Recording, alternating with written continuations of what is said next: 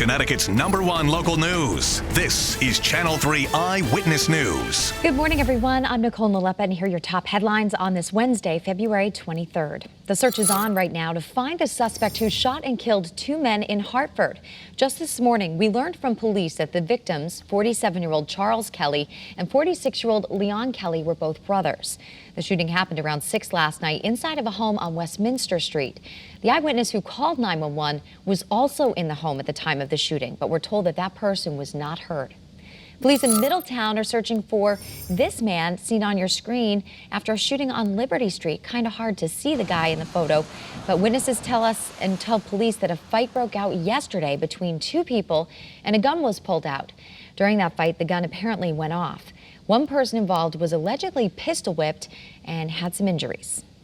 And next thing you know, the shooter had the gun in his hand, and it seemed like the guy, the one who got hurt, was trying to grab for the gun, and it just went off.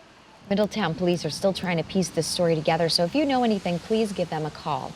And some emotional testimony from the public is expected later this morning as Connecticut lawmakers consider a bill to allow aid in dying.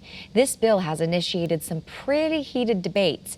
Channel 3 Eyewitness News reporter Marcy Jones has the latest on this story now for us.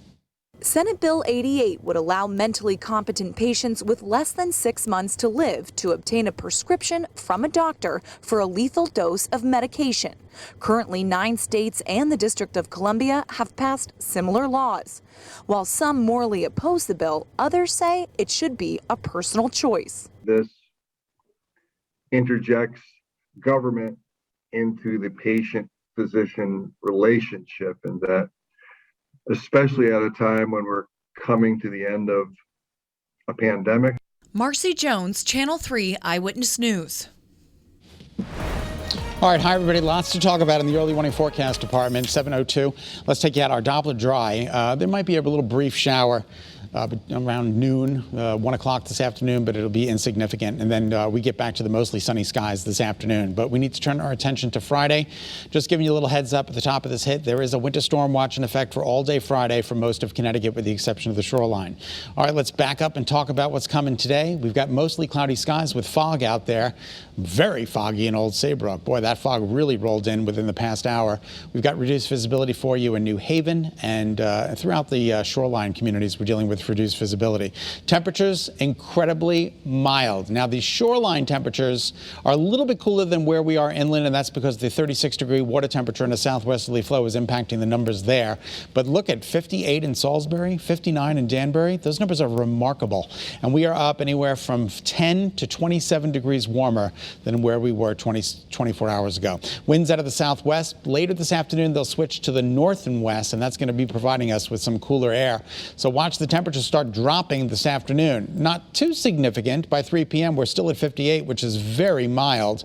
But by tonight, we're going to be in the upper teens and low to mid 20s for overnight lows tonight into tomorrow morning. So a big change is coming.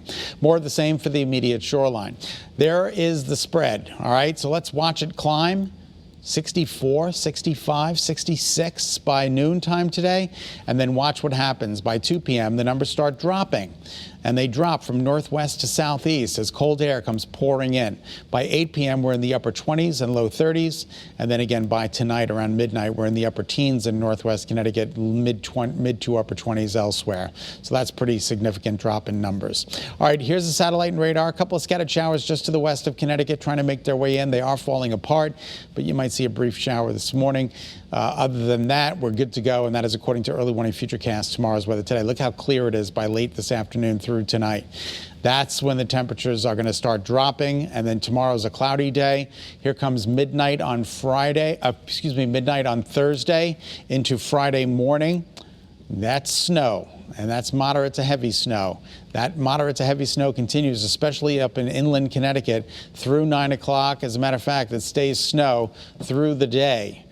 Now, the precipitation on this particular model tries to shut down. It's give us a little leeway. We're a couple of days out, so looks like the snow continues into the evening rush on Friday, and then it'll start to wind down, but not before we see measurable, plowable snow, 6+ inches throughout most of the state, with the exception of the immediate shoreline. Might even be higher amounts, like close to 10 inches in parts of northern Connecticut. Winter storm watch again for all day Friday. Here's what you can expect. Snow on the ground statewide by the morning commute on Friday. Midday, there could be a transition to a mix of sleet, freezing rain, maybe even some plain rain along the immediate shoreline, depending on the track of the system. And then the precip ends after the evening commute on Friday, but it'll be plowable and measurable snow. We're going from sleeves to shovels. Sleeves today to shovels on Friday. That's not too good. Daytime highs today in mid-60s, becoming sunny, warm. Give us a little time to get that sun out there. 37 tomorrow, mostly cloudy. We've issued an early warning weather alert for Friday, and then the weekend comes out nice and sunny, but it's going to be cold, 32 and 37 on Sunday. Look at Monday's temperature, only 28 degrees. Just about 7:06. Nicole, we'll send it back to you. All right, thanks, Scott. Happening today, jury deliberations are expected to begin in a few hours in the federal trial of 3 former Minneapolis police officers involved in George Floyd's 2020 killing. Now, during closing arguments, prosecutors told the jury that all 3 officers were aware that unreasonable force was being used on former officer Derek Chauvin as he kneeled on Floyd's neck for nearly 10 minutes. Prosecutors say each of them knew what procedures could help Floyd but chose not to act. Meantime, the defense argued that their clients were inexperienced or had inconsistent training and had no intent on harming Floyd. All 3 officers face fines and up to life in prison if convicted. And this morning, world leaders fear the crisis in Ukraine could spiral out of control.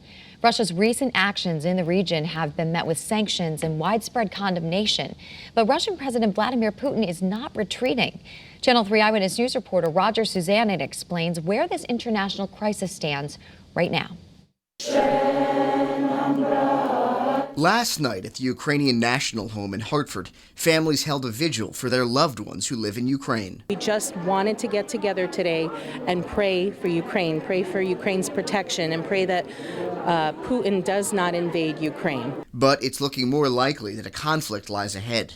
The U.S. and its allies have started sanctioning Russia for sending troops into eastern Ukraine, a move President Biden calls the start of a broader offensive. To put it simply, Russia just announced that it is carving out a big chunk of Ukraine. The sanctions target 2 Russian state banks and several individuals linked to the Kremlin. But Russian leader Vladimir Putin is not backing down, and satellite images show new Russian military deployments to the region. This is the greatest threat to security in Europe since World War II. Now, leaders around the globe are doing the same thing Ukrainian families were doing last night in Hartford, pleading with Russia to find a peaceful solution. It is high time to return to the path of dialogue and negotiations. Roger Suzanin, Channel 3 Eyewitness News. All right, now to a story that may excite you, especially if you're a UConn fan. The UConn men's program is celebrating its biggest win in years. The 21st ranked Huskies ended up beating the 8th ranked Villanova Wildcats last night at the XL Center in Hartford. UConn was holding on to a 1-point lead with just seconds left. Villanova had the ball, but took a charge right under the basket. UConn hit a free throw and pulled it out 71-69.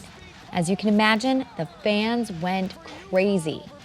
We got a court storm in the Big East. UConn's next game will be Sunday at Georgetown. Thank you so much for tuning in to Eyewitness News this morning. Remember, you can get news and weather updates anytime on the Channel 3 app. Enjoy the beautiful day today. Be healthy, stay positive. We'll see you back here tomorrow.